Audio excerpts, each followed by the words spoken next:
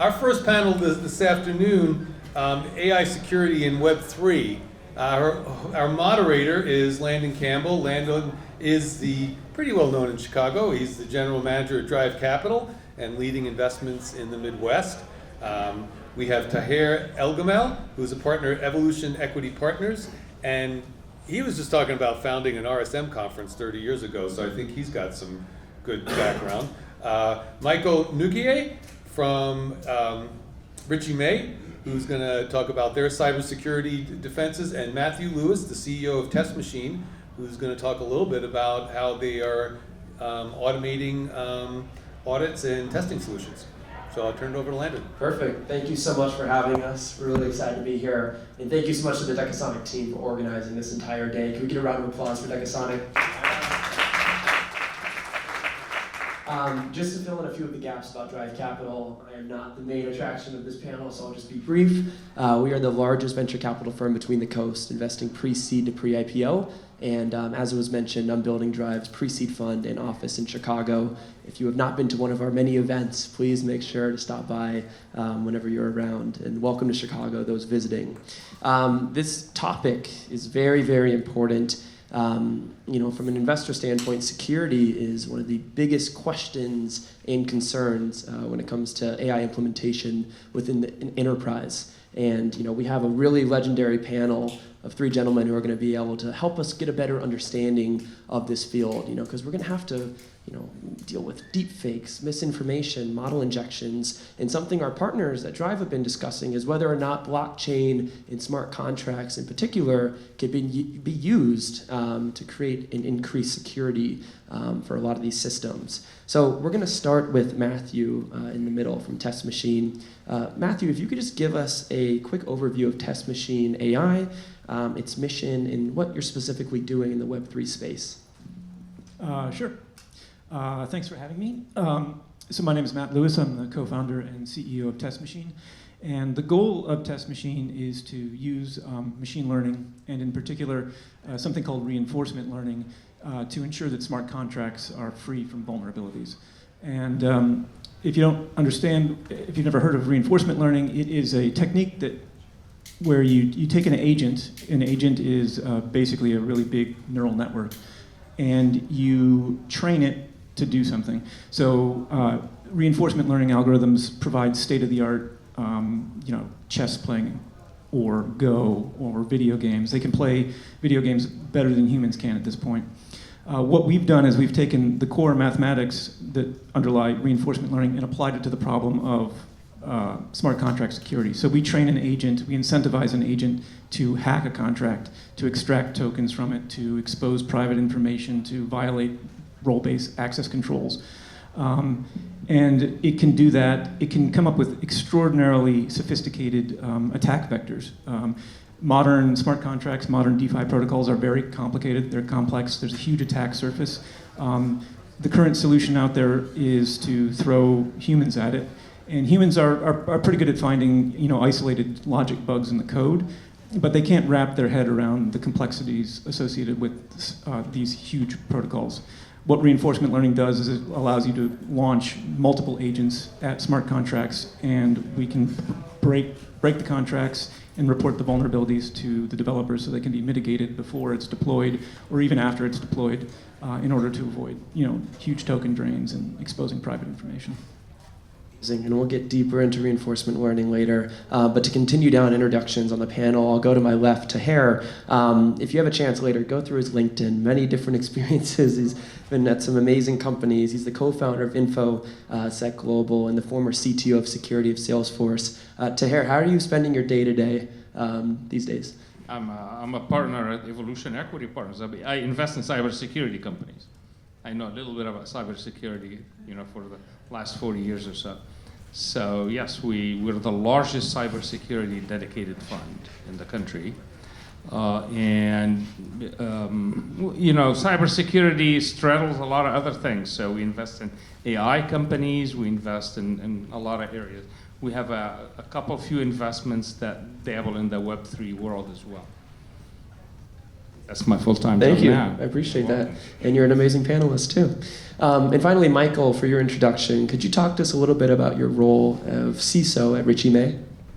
Yeah, I serve as the Chief Information Security Officer for Richey May. I also run their entire technology consulting practice as well for cybersecurity and technology. As everybody knows, if you haven't been living under a rock, AI has been one of those biggest introductions into what we have to be worried about from a risk perspective. And so that's been a heavy portion of our risk committee these days, understanding regulation around AI, how to leverage AI, ethics around AI, implicit bias, things along those lines that come through it. And so it's been a huge portion of where we've been heading as a firm. And our firm, Richey May, is much larger than just cybersecurity, right? It does tax and audit specifically in the alternative investment space as well. So. Amazing. Michael, let's actually keep it down at you before we do some individual questions. Specifically at Richey May, and I'd love to hear from the rest of you guys as well.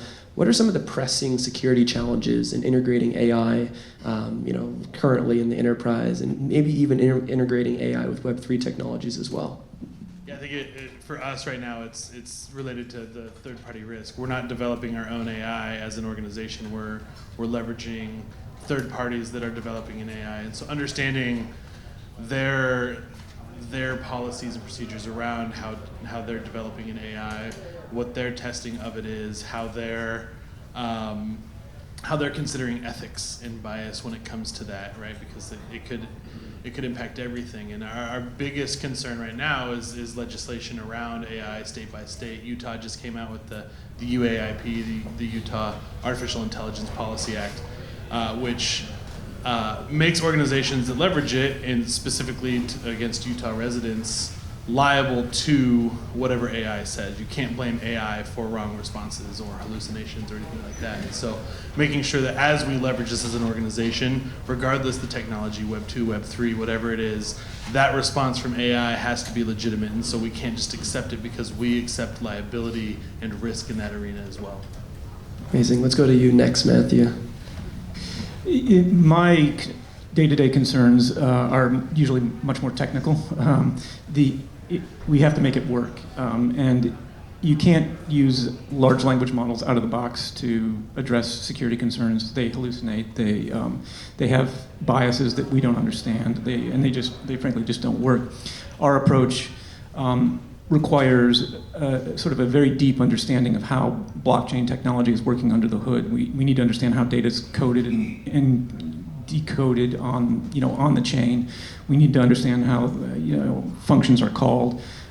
So there's a lot of work that we've done in order to accurately simulate transactions on the blockchain so that our artificial intelligence algorithms will function. Deeper into that, and talking about some of the real world examples that you guys at TestMachine have used and everything. Yeah, I mean we've been able to recreate a number of very large-scale attacks. One of them, there was an Euler finance attack that happened in March of 23. $197 million in tokens were stolen, and it was a very sophisticated attack. It required taking out a flash loan and then getting yourself upside down in the loan and then liquidating your own position. And our TestMachine's Predator algorithm, which is the reinforcement learning platform, was able to find that attack vector and execute it. And we have several other examples like that. We've also found, in the wild, bugs that hadn't been uncovered yet, and we've been able to, independently find and remedy, dozens, hundreds of problems at this point. Nice. And Taher, you're also seeing it from the investor perspective. What are some of the most pressing, concerns and needs that you need to see in your companies, and sort of what should people be focusing on today when it comes to security? Well, we invest in security companies, but if you want to target the AI world, the most difficult thing is that it's very new. If you actually go way back to Web 1, nobody ever predicted that ransomware was going to be a threat because it didn't exist. So nobody built controls for something that you don't have to build controls for. And that's actually the issue with security. It's very difficult to build controls before you actually know what the attack is. And people who tell you you can be ahead of time, they're all lying, because you can't. Because the thieves are very, very smart, and they actually use all these electronic media, extremely well. And they found ways to attack things that nobody can ever dream of. So when that happens, then you have to actually build the controls to satisfy this. This is the cat and mouse game, will never go away. In cybersecurity, it is always, how do you protect things? Now, when we did SSL 30 years ago, we knew that we cannot use an open internet for transactions, because hell will freeze over. So we actually did that because it was a basic set of controls. Blockchain does have that, because the notion of a blockchain, it protects against modifying things, which is extremely important. Now, there's a lot of fraudulent activities and things that people have done on top, and that's why you need services to actually make it even more trusted. But there is nothing really that you can build into eternally protect against attacks. It just doesn't. It will never exist. And you mentioned something we all know, AI is still very new. Let's talk about another new phenomenon, quantum, which is very relevant to Chicago. Over half of federal funding that happens within quantum is taking place in Chicago to date. And I don't know if everybody saw the news on the $140 million recent funding from DARPA to create the largest quantum computer in Chicago. But let's dig a little into this space. Given your background within cryptography, how do you see quantum evolving specifically in connecting it to the blockchain space? So quantum computing, if the promise is fulfilled, people predict in 10 to 15 years there may be a quantum computer that can actually break the elliptic curve cryptography that is used today in most of the blockchain systems. What that actually enables is that you can fake somebody's signature. So you can actually do a transaction on top of an existing chain. You cannot modify things because the hashing that is built inside does not actually get broken with a quantum computer, but the signature could. So you can actually do fake transactions on top. So NIST has been on top of that for several years now. There are new standards that are being proposed for a signature, and I'm assuming that the entire blockchain community will just go and standard that. There is no reason to invent cryptography in this world. So it's a known threat. A quantum computer is not something that anybody actually knows what it is. There's very, very few people that understand. Other than my wife said, I found a 2-qubit quantum computer on eBay. Do you want to buy it? That was supposed to be my birthday gift. Anyway. And now he's here and at home at the same time because of that. Let's talk a little bit about the government, like how involved the government needs to be sort of when it comes to AI and specifically connected to security. Are there any regulatory frameworks that you guys have discussed internally at your companies or just have thought through? I'd love to start it off at the end of the panel and then move on towards me. Yeah, we've seen a handful of regulations come down from governments, whether it's in the European Union, right, in the ANISA AI legislation that came down dictating standards for that. NIST has a framework for it.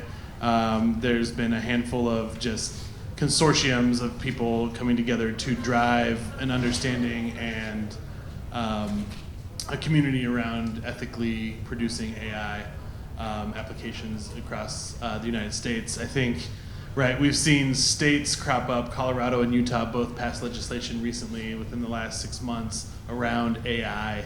And so I find that to be really the trickle-down effect, right? Once somebody does it, other people notice that and they want to adopt something similar to it, right? We've seen that with privacy. California was the first one in that arena to really drive stringent privacy requirements, and then it's trickled down, and there's 14, 15 states doing it. As for a federal standard, right, I think a lot of people are behind that idea, and a lot of people are against that idea. And so I'll take the political route out here and say, right, if it happens, and we'll go that route.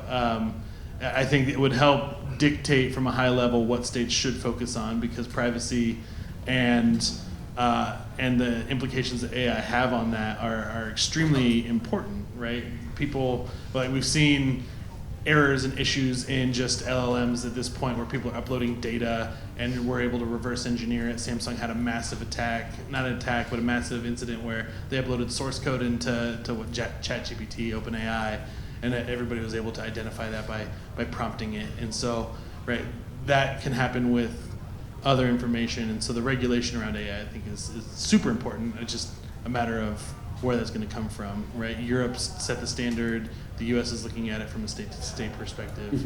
Would love to hear the rest of the panels. What about you, Matt?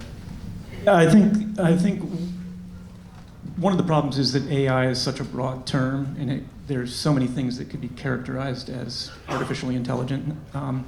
And so I think it's going to have to be very domain specific. I think that whatever laws we come up with, for example, whatever the laws and regulations are, need to be proportionate to the harm that could be caused.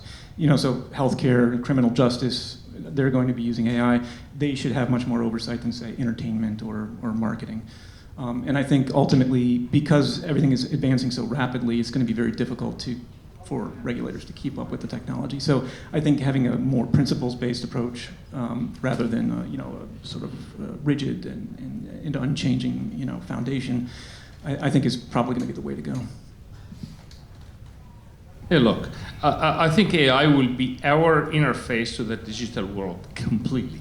So everything we see in the digital world will be filtered through one, maybe several AI layers. So we will not see raw data anymore. You have to ask a specific question to get raw data. Like a Google search will no longer exist. Actually, Google search doesn't, but the AI is going to be a massive change in the digital world. I think just like Web 1 actually was, like the world actually physically changed. We behave completely differently. The issue is it's happening too quick. So if you ask people, what do you think AI security is, you get a bunch of different answers. From people who write AI code, don't know how to write code, so their code sucks, all the way to the use of the data and the deep fakes and all of these things. And there is a spectrum of stuff in the middle that will be interesting. The thing I do not like is the phrase of regulating AI. You cannot regulate technology. It is a bad idea because other countries will beat us, because they won't. But regulating the use of AI to be used correctly, without bias, without deep fakes, to avoid things is exactly the right thing. And I think the government does need to get in, because this is a massive change to the way we live. This is not a small thing. So what I'm understanding is that we must accelerate. We must continue moving forward in the right direction. I totally agree. We have to win this game. Yes. And this is obviously a big opportunity, as Taher just put it. I mean, since the advent of the semiconductor, if you just think about the $20 trillion of market cap that have been created on sort of the CPU infrastructure, like what does that now look like as we adopt and move forward more of a GPU infrastructure? A lot of the big companies today will continue to fight, continue to win, yes, but I mean, there is a lot of opportunity for startups to recreate the future. So on that subject, to the startup founders in the room, that are looking to leverage AI or blockchain technology to address security concerns, specifically in the enterprise being their customer, what advice do you have for the founders in the room from the perspective of a CISO, from the perspective of a startup founder, and from the perspective of a startup investor as well? Just call me. What's your phone number? It's on the web, actually.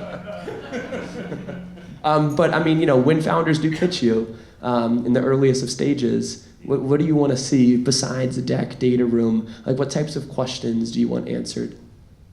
You look at the team. The founding team is the most important thing when it's that early stage. So you evaluate if this team is going to be able to pull through, because 2 or 3 years down the life of a startup, the world is a very different place and people have pivoted. So that's actually the most important thing. The second thing is, are they hitting a big market, or is this a niche thing that will satisfy 7 people in the world? And then you talk about what technology you're thinking of and product and stuff like this. Yeah, very well said. The world is moving very quickly. I think speed is very important when it comes to building startups, and it's very important to have the long-term goals and visions, don't get me wrong, but the short sprints, sort of, this is going to be our wedge, this is what we need to prioritize this week, next week, go a long way as well, so very important. Matt, what about you? You're currently building a company, so I know you're going to have wonderful perspective. Yeah, I think finding a problem that is not going to be immediately, solved by the next version of ChatGPT is a great start. And I think when ChatGPT first came out, then there were a bunch of companies that jumped on top of that and built startups based on what ChatGPT wasn't doing, and then 6 months later they came out with that feature and it's destroyed. So I think at TestMachine what we're doing is we're doing something that's sort of orthogonal to the large language models. So we're using a different kind of technology that nobody else is currently using.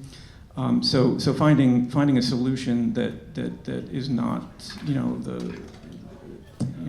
that there's not 500 companies out there using it. I think that's a good way to differentiate yourself in the market. I think everybody in here understands the concept of risk and has a risk tolerance, right? You're investing in something, you do your due diligence against that, right? You want to make sure that what you're spending money on, what you're putting money into is going to pay multiples in the end, and you want to understand what the risks are associated with that. The same can be said with artificial intelligence, right? Whether it's a ChatGPT or it's a company that has some sort of proprietary AI underneath it. Doing your due diligence, asking some questions, right? There's some standards out there for that already, making sure that they're doing things proactively to prevent data poisoning, prompt injections, things along those lines from an LLM perspective. Really understanding that they are taking an approach to be a secure artificial intelligence product. If you're integrating that into your organization, into your fund, into whatever it might be, asking those questions. Doing a third-party risk assessment, that's a common thing to do when you bring vendors in as a part of your organization, making sure that they're not going to expose or create undue risk to you as well. Let's talk a little bit about open source versus closed source. Has anybody had an opportunity to play around with Llama 3 or experiment? Nice. All right, well, we'll start with you, Taher.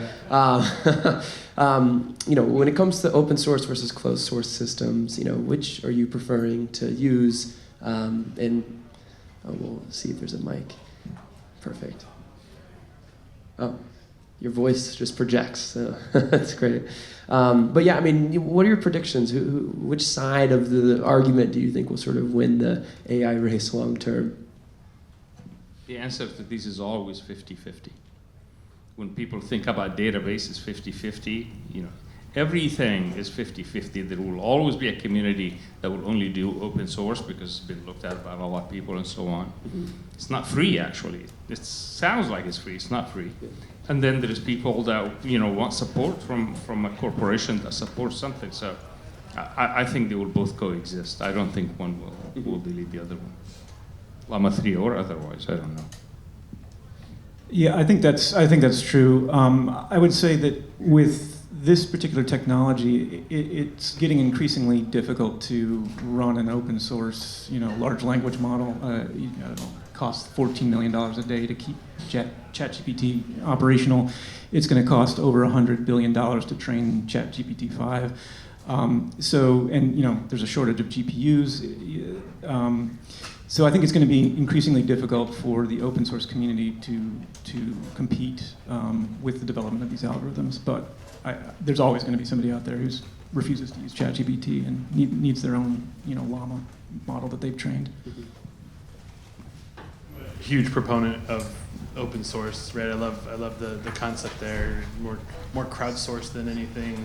Development initiatives. That being said, I have to go with Taher on the 50-50 aspect of it, right? There's support, there's just intelligence added into things when you go either route. And so the problem with open source is that there's no true dedication to that sometimes, right? Outside of maybe like a backed open source thing like OpenAI. We're going to open it up to audience Q&A. We can take 1 to 2, but before we do, and just so to allow you guys to think about your questions a little bit, just ending the panel with your craziest prediction. We've got into a few of them, but your craziest prediction for the future, for this industry, the wonky idea that you see in the next 5 to 10 years. It's moving quickly. I mean, if you just even think a year ago today, for our last Web3 Investor Day, sort of what the industry was looking like. It's changed a lot. So what do you think the next 5 to 10 years looks like? Which this industry do you actually mean specifically? Specifically the AI. Web3 or AI by itself? AI will be running everywhere. We will not be spending 14 million on executing things because AI is actually the best thing that gets executed in a distributed way.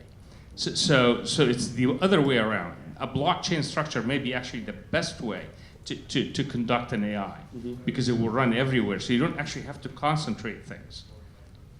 Startup ideas, anyway.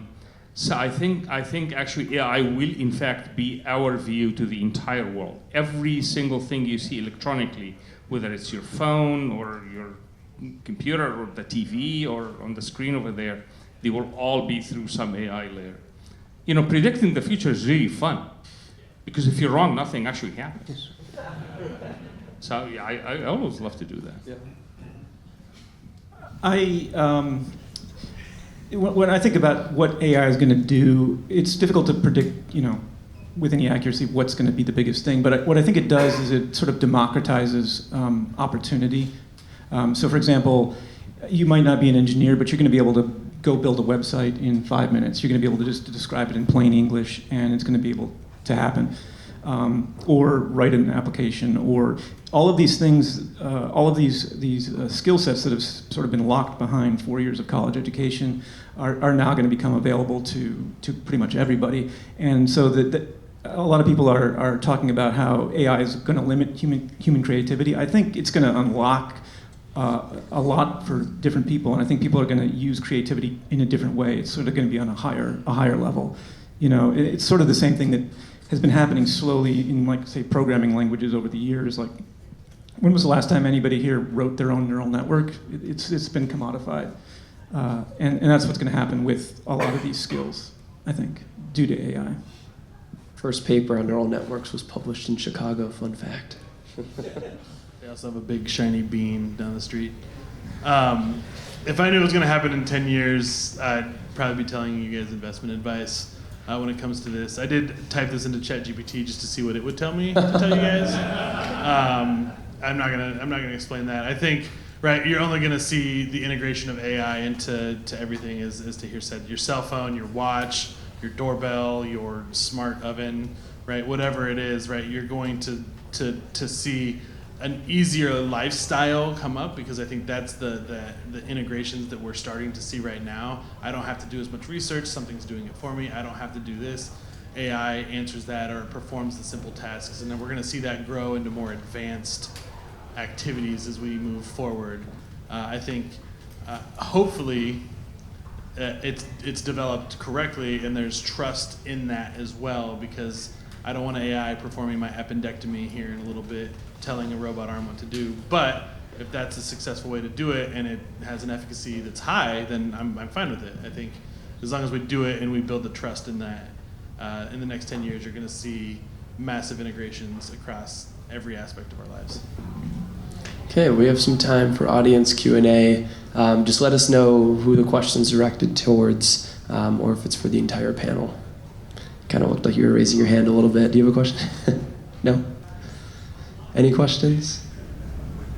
Yes. Taher, you made a pretty profound statement that if quantum is developed, then there's no reason to do cryptography. In that future state, how do you think we end up securing transactions? Are we just kind of, who knows, or do you have a perspective on how that gets developed? I did not actually say that.